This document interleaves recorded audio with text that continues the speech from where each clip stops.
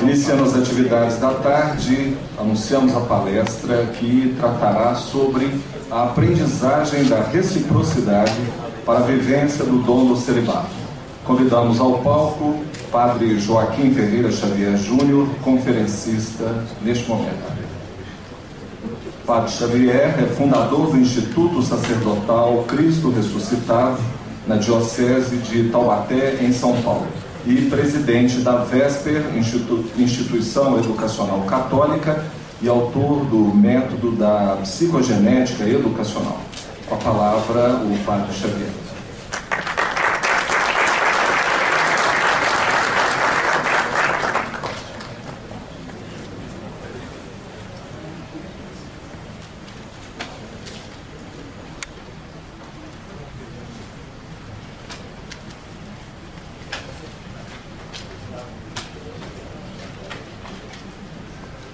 Excelentíssimo e reverendíssimo Dom Valmor Oliveira de Azevedo, arcebispo metropolitano de Belo Horizonte, membro da Congregação para a Doutrina da Fé, grão-chanceler da PUC Minas.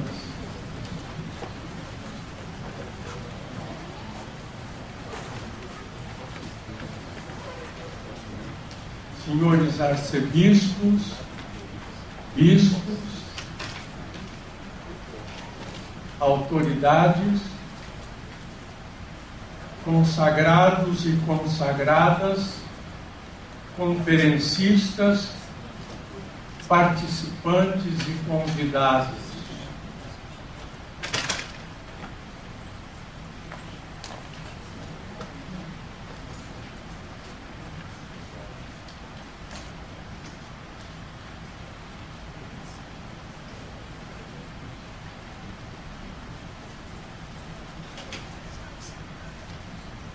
Recebemos o convite honroso e, por que não dizê-lo, oneroso para participar deste simpósio, para apresentar uma proposta de pedagogia para a aprendizagem da reciprocidade, para a vivência do dom do celibato. Esta intervenção trata da reciprocidade, um atributo humano essencial, modificável nos estágios de desenvolvimento,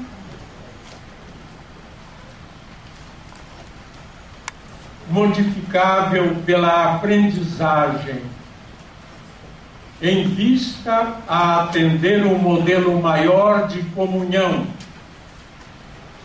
Cristo, Senhor.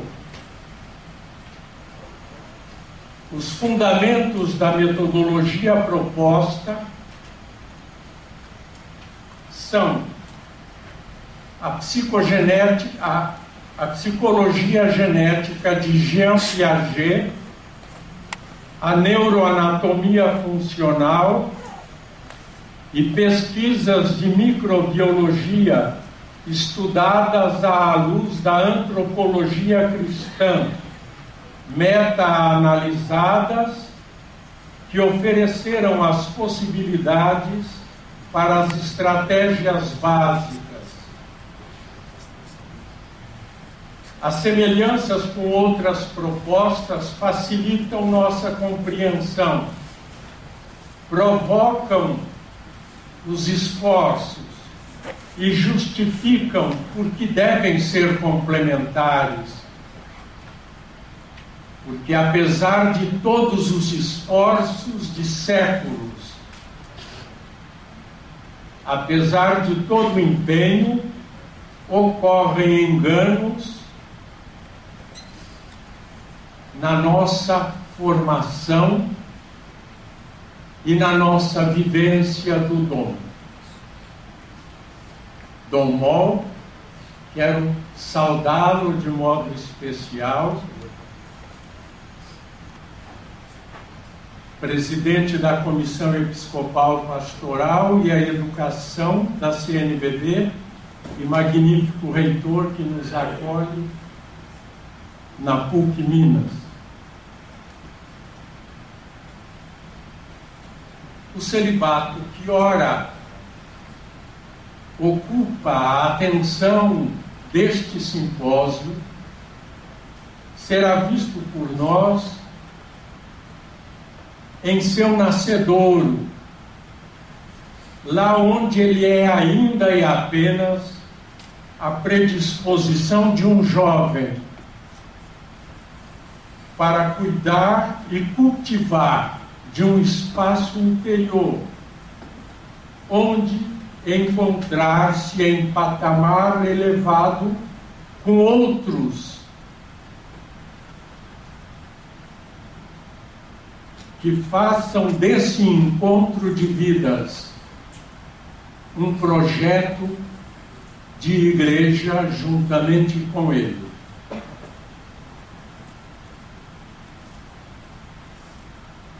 A nossa apresentação, a apresentação do nosso trabalho, será feito em slides e começamos assim.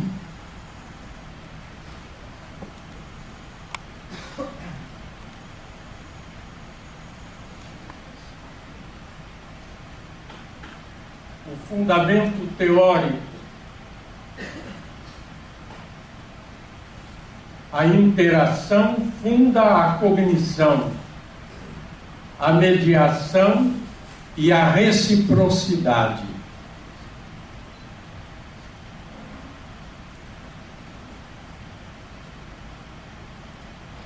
Deus, que tudo criou em seu primogênito, como nos diz São Paulo na carta aos Colossenses, Deus, que tudo criou em seu primogênito, criou os humanos para, reciprocando entre si, reciprocar com seu Filho e abeirar-se da reciprocação trinitária. Quando estudávamos a teologia, então chamada dogmática, isto nos idos de 1950, na década de 50, nós dizíamos a circuninseção trinitária. Hoje a teologia sistemática se refere à pericorese.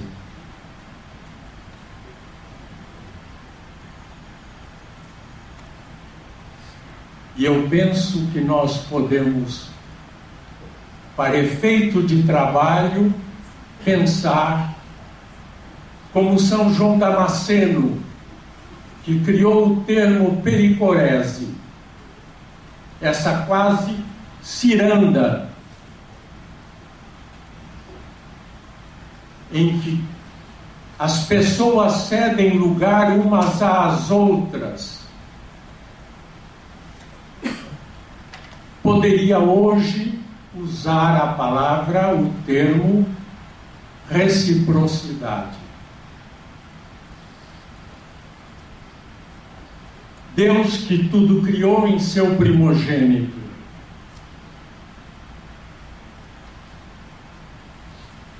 criou o homem, criou os humanos, e ele os criou homem e mulher. Criou-os sexuados. E no metabolismo da sexualidade, ele garantiu uma reprodução geneticamente renovável, irrepetível. E é muito interessante que os geneticistas, nos seus experimentos, descobriram há poucos dias que a reprodução sexuada garante uma sobrevivência por resistência a parasitas muito mais forte, muito mais estável do que a reprodução assexuada. E o experimento foi feito com minhocas, a reprodução mais simples que existe.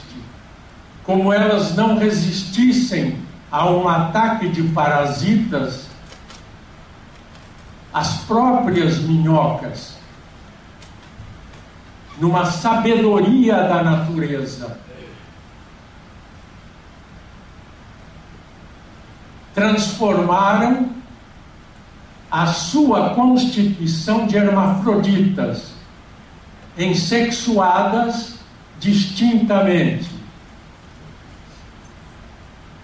E ao procriarem sexuadamente, conseguiram resistir o ataque dos parasitas, das bactérias perigosas, invasoras.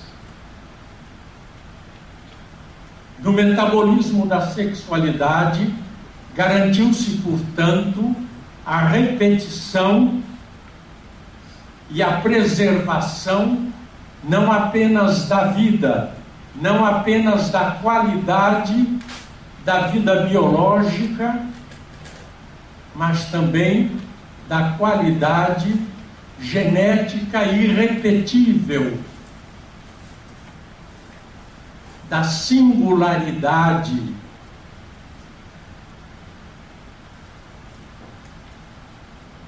E nessa mesma base, na sequência, emergiu a capacidade da reciprocação.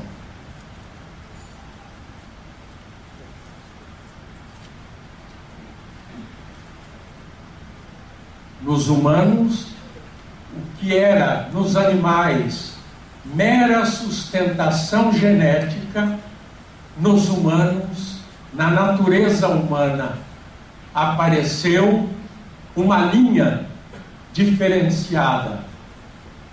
A relação se tornou relação qualificada.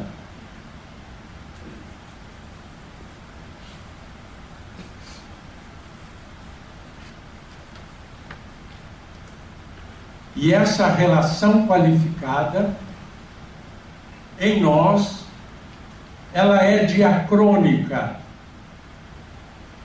Uma criança não nasce com todo o seu potencial de reciprocidade amadurecido. O potencial é desenvolvido pela provocação do ambiente. A genética faz um aporte, mas o ambiente provoca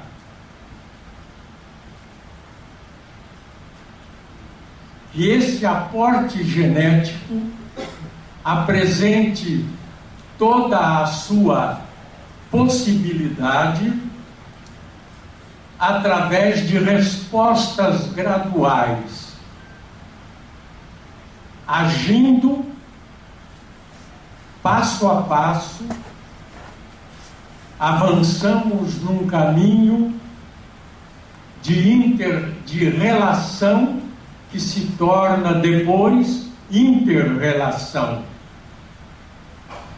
Nós sabemos, por experimentos observados, não experimentos de laboratório, mas por observação feitas criteriosamente. Piaget foi o líder e o iniciador destas observações, que as crianças, ao agir, criam sobre o primeiro ato instintivo uma estrutura nova E essa estrutura criada é acrescida de novo passo a cada nova ação. Isto é trazido na própria natureza humana, é o que nós chamamos de dinâmica sistêmica.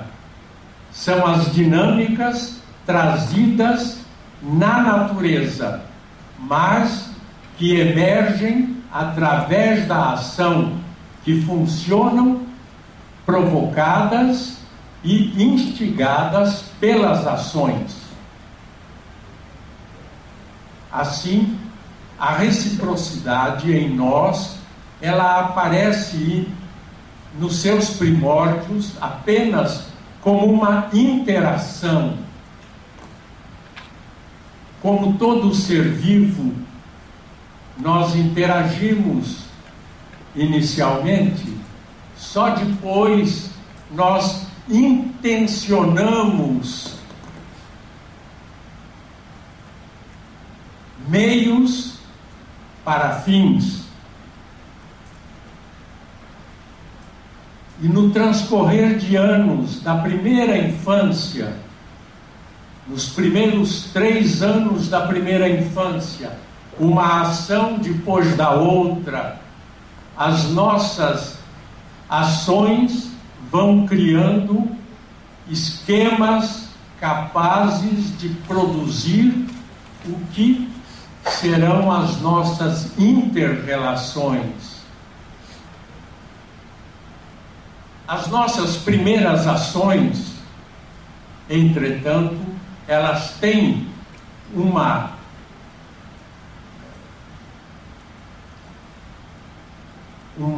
característica ou uma necessariedade relevantíssima. Nos primeiros 6 anos da criança se estrutura o seu cabedal. O grande cabedal é estruturado nos primeiros 6 anos, porque ali se formam os primeiros grandes esquemas. A partir dali, as nossas dinâmicas se tornam estratégias, se transformam em estratégias. Estes primeiros 6 anos são aqueles em que a criança cria o seu senso básico frente à vida. E por que eu insisto? A interação funda a cognição. Quando o velho Aristóteles disse: nada há na razão que não tenha passado pelos sentidos, ele fez uma afirmação genial.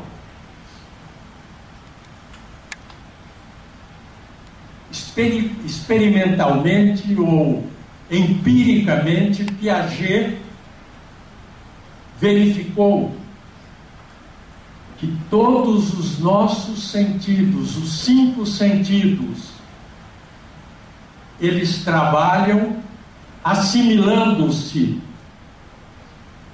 E esta teia que os sentidos fazem, assimilando-se, constituem o grande chão de vida que nos sustenta e ao que nós damos o nome de realidade.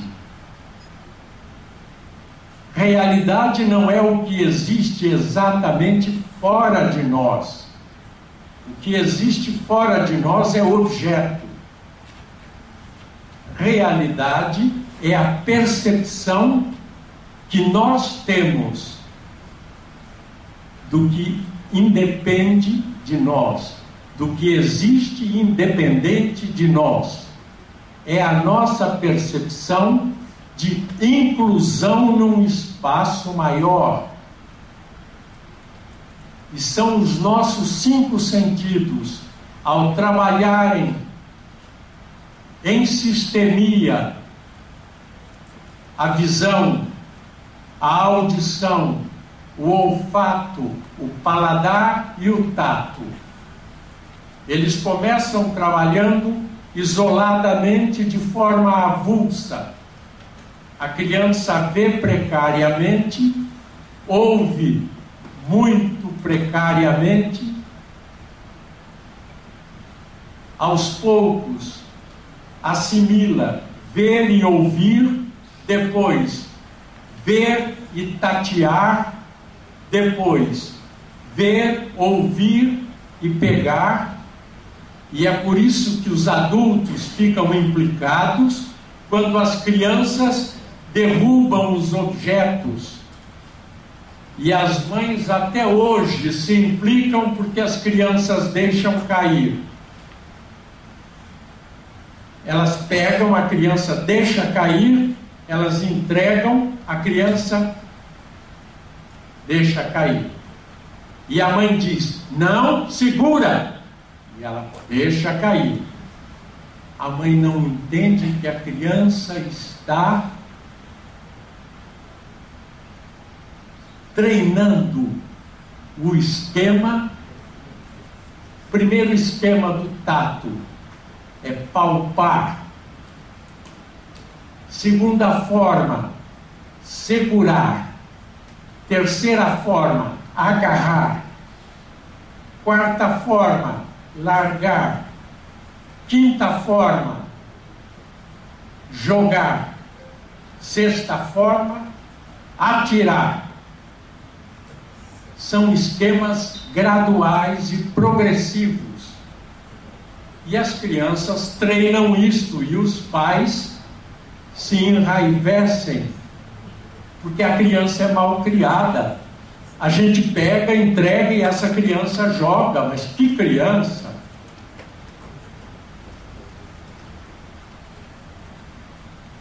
Este treinamento é o treinamento que cria o chão da nossa realidade. Este treinamento é que vai dar aquele chão a que nós vamos, de onde nós vamos tirar a nossa cognição. No começo, as crianças são apenas aquilo que fazem, são apenas as suas ações. Depois elas são o seu corpo, o seu corpo. Depois elas são o mundo à sua volta, a sua ação e os objetos que elas podem tocar. Uma criança pequena sente ligada a ela apenas aquilo que está à distância do braço curto dela. Tudo que está além do braço dela não faz parte do espaço dela, faz parte do espaço visual, não do espaço real dela. O que ela não pode alcançar e tocar não faz parte do espaço dela. Este sentido de realidade é o sentido que nós formamos gradualmente. A nossa cognição é baseada nisso. É baseada nesses esquemas. Toda a mediação posterior, todos os professores ensinando as crianças depois a agirem bem, a serem educadas, a serem sociais, a serem convenientes, a serem politicamente corretas. Eles vão tentar adequar o chão que a criança tem. Mas este chão precisa estar lá. Precisa. senão a mediação não acontece de fato. E a reciprocidade? A criança começa na reciprocidade, como ação, depois ela é um corpo, depois ela será um todo por volta dos 7 anos de idade, e depois ela será um pré-adolescente.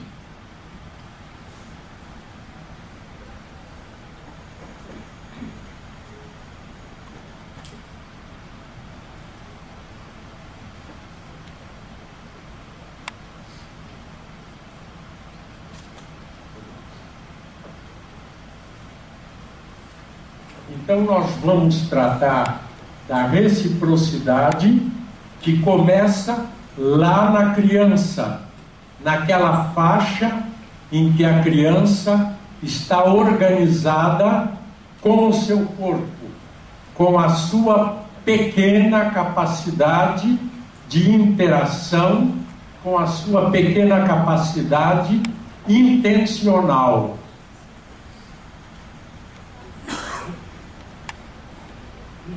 Depois trataremos da aprendizagem e da predisposição, que falará mais diretamente dos nossos vocacionados. Falamos da reciprocidade. A reciprocidade é o objetivo essencial humano.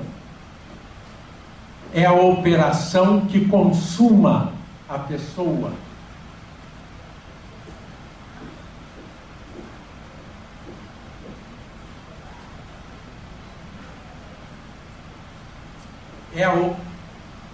A reciprocidade é aquilo pelo que gradualmente nós descobrimos que vivemos.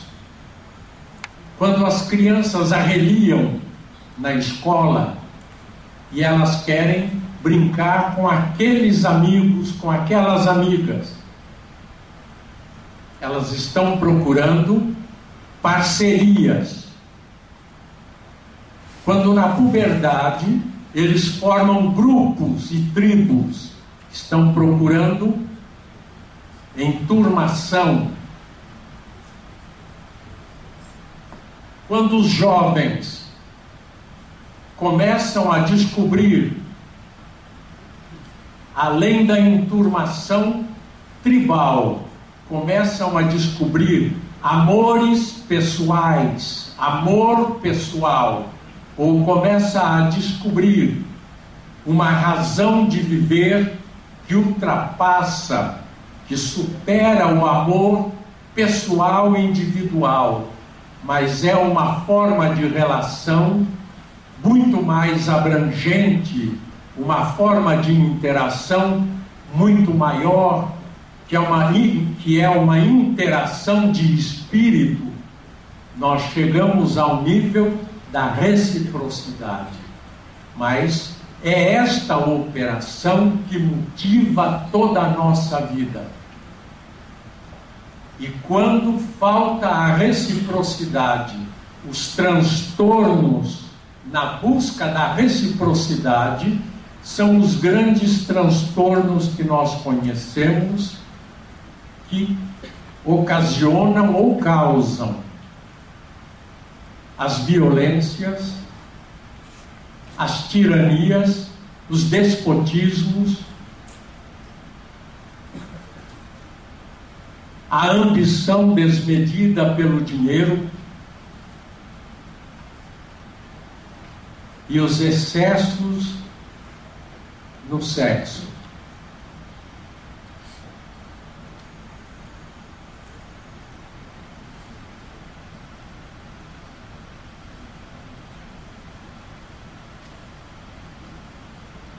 Nós nos habituamos a definir o homem como animal racional. Isto desde Aristóteles foi assim feito, porque que esta característica do conhecimento parece ser uma característica que resume a operação humana, sintetiza tudo o que o homem pode fazer de maior. Na verdade, no conhecimento, nós não atingimos plenitude de vida. Nem mesmo Arquimedes, quando descobria as suas equações e saía nu gritando: Eureka, Eureka, achei, achei. Mesmo Arquimedes, naquele ímpeto de alegria, não tinha uma plenitude duradoura. A plenitude humana é a plenitude do relacionamento estável, de um relacionamento em que há uma reciprocação. Não se trata apenas de amar, mas trata-se de amar e ser correspondido na mesma altura. Por isso, os amores, em geral, são insatisfatórios, porque a reciprocidade nos faz crescer, e ao crescer, o amor que anterior já era o amor satisfatório, e deixa de ser no instante seguinte. É como o delicioso bife que almoçamos. Acabou, não é mais. Quem quer o bife que comeu no almoço?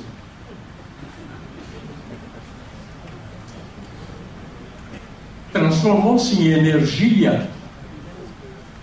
Consumimos a energia, precisamos de nova energia. Nós somos consumidores de energia e precisamos de energia sempre renovável. E a reciprocidade é, entre nós humanos, o grande renovador de energias, energias de qualidade, energias humanas de alto nível. E é isto que está, como digo, está maravilhando os físicos. Até um tempo atrás se acreditava na entropia universal, que a energia chegaria a um ponto, se nivelaria e perderia a capacidade de produzir. E o que se está observando é que a energia se renova e não se sabe de onde vem a renovação. E o provável é que a renovação venha de nós humanos. Nós que fazemos o aquecimento do universo, fazemos também a renovação da energia universal. A imortalidade para nós é uma forma de renovação de energia, uma renovação perdurante. Mas é a reciprocidade que nos renova efetivamente. Mais do que a metacognição, mais do que os graus de sucessiva elevação do pensamento, a metacognição vai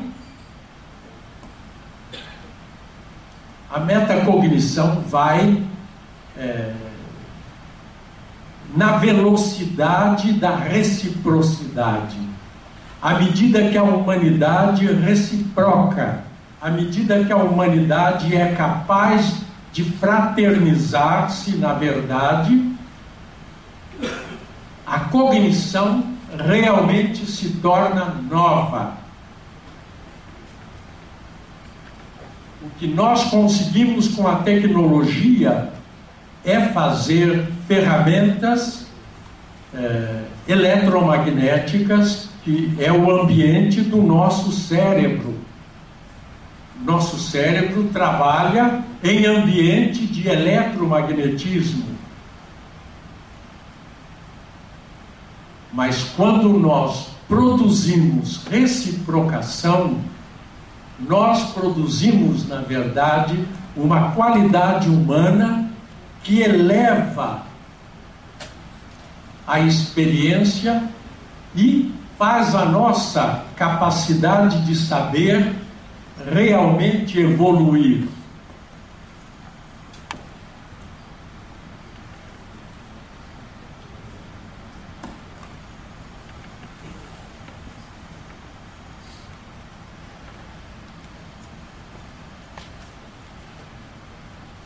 Por isso, suponho que se possa dizer que a reciprocidade humana é a pró-virtude teologal. É a pró-virtude da caridade. É sobre ela que incide o que o Espírito Santo difunde sobre nós, efunde sobre nós, na fé, na esperança, principalmente na caridade.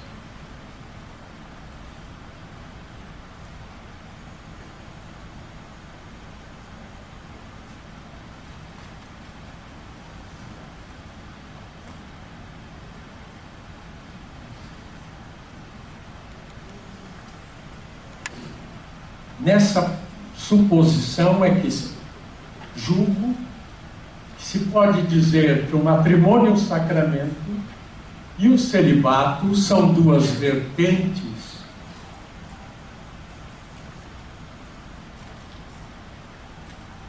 quando São Mateus diz, citando as palavras de Cristo sobre o comentário de Pedro, que se é essa a posição, não vale a pena casar. Não é esta a citação de Mateus 19:10? Se é esta a situação do homem em relação à mulher, que ele não pode se separar, e Cristo disse, mas é assim, e é difícil, mas para Deus não é impossível.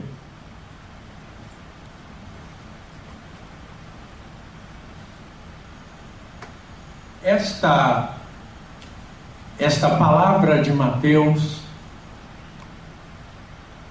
coloca a reciprocidade acima do amor humano já.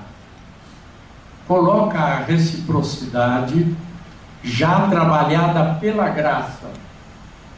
E em seguida no próprio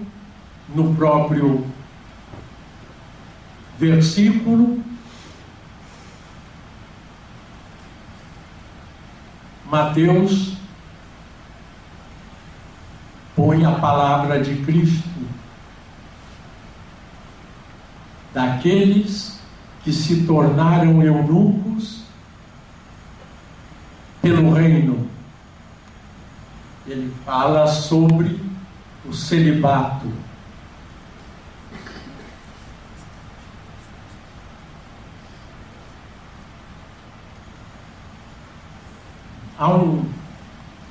Eu não quero antecipar um comentário que deve vir depois, quando nós tratarmos mais diretamente sobre a sexualidade. A sexualidade como o momento evolutivo humano em que reponta pelo metabolismo a capacidade da procriação, e que me parece que se possa dizer que naquele momento, na verdade, emergem dois grandes sistemas, emerge o sistema procriativo com todas as funções da procriação, com as atividades genitais, com as atividades gestacionais, com as atividades de paterno-maternais, são as atividades procriativas, mas emerge no mesmo momento, no mesmo metabolismo, como duas vertentes, emerge um outro sistema. Porque nesta mesma idade, o que era apenas uma inter-relação de jovens, uma inter-relação, nós que já passamos, eu falo nós e emprego mal o pronome, porque eu incluo vocês, que na maioria são muito jovens. Então, vós, que ainda não passastes, a enturmação não é propriamente uma reciprocação já no nível em que o psiquismo está atuando. O psiquismo, ele emerge em seguida, quase como um contraponto do somático. A enturmação é aquele momento dos jovens, em que eles se descobrem como tribo. Até ali, eles eram pequenos avulsos, entidades que se encontravam para jogar bola, para jogar botão, para brincar de boneca, para brincar de casinha, as meninas, mas eram entidades avulsas. De repente, se descobrem como tribos. Quando eu falo tribos, eu falo de encontros. Encontros, eu não quero dizer corporais, porque não são encontros de corpos propriamente, mas eu digo encontros viscerais. Eles se conhecem,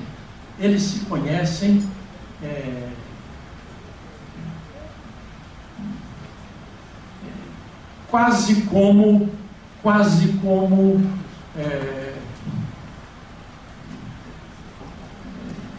a gente diz, os animais se reconhecem entre si. Eles sentem uns os outros. Eles não pensam propriamente, eles se sentem mutuamente. Isto é a enturmação. Esta enturmação é vivida por eles que passaram ou que estão passando, por eles que vieram de uma vivência boa, bem feita, do momento dos seus esquemas corporais, que fizeram bem feitos os seus esquemas de conjunto, que são os esquemas por volta dos 7 anos, 7, 8 anos, quando eles conseguem perceber-se como um todo orgânico, um todo, e que eles começam a se dizer eu. Eles têm a propriocepção de eu, de todo, e começam a reconhecer o ambiente externo como um todo também. Ultrapassado este primeiro momento em que eles são uns todos avulsos, eles formam tribos, e a enturmação. Mas quando há um momento da reciprocação, há uma maturação repentina, não é repentina, é uma maturação que aparece como repentina, mas é uma maturação do potencial vindo gradualmente. E essa maturação vem e destaca o somestésico, a somestesia e o psiquismo. E há um sistema que é todo o sistema procriativo. E há outro sistema que é todo o sistema relacional, o sistema interrelacional, o sistema afetivo, o sistema do envolvimento, do vínculo, do compromisso. Neste momento, abrem-se as águas.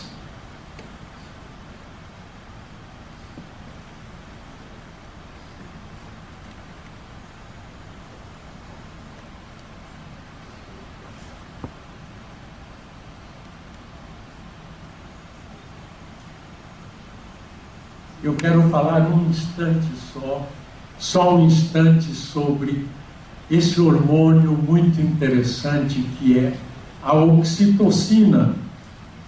A oxitocina é um hormônio do nosso cérebro. É um hormônio que nos faz facilmente agregáveis, facilmente próximos uns dos outros. Esse hormônio aparece não por acaso, mas muito dirigidamente nas mulheres, quando na gestação elas se preparam para a lactação, o corpo se prepara para a lactação. A quantidade de oxitocina que se derrama no organismo delas as torna imensamente acolhedoras, envolventes, generosas e dativas. A oxitocina é um hormônio muito humano. Ele existe em nós e muitas vezes o nosso organismo, por falta de oxitocina, nos faz recuar um pouco da facilidade da sociabilidade.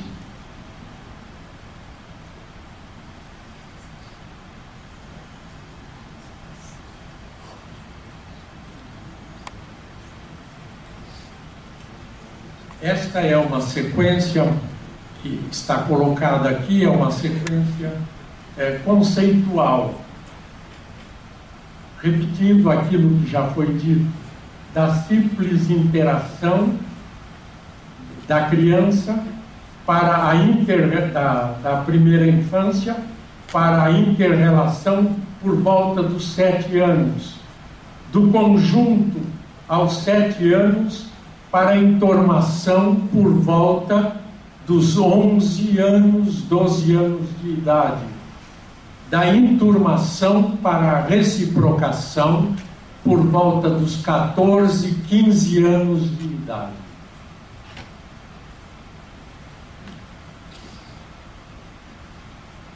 A ontogênese é, de fato, como nasce em nós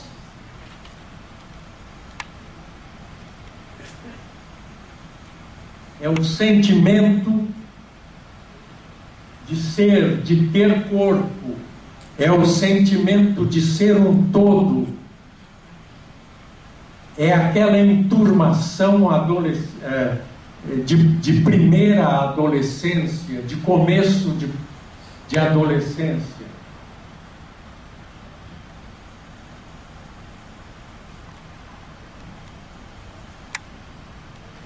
e o metabolismo, em que o adolescente se matura para a procriação e para a reciprocidade.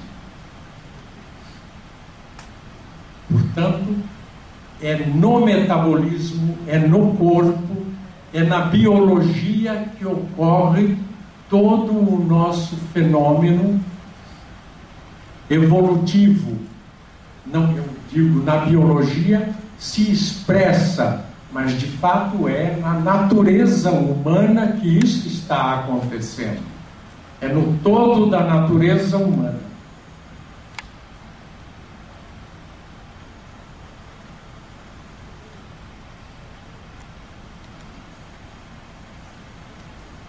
A complexidade das operações que aparecem nessa idade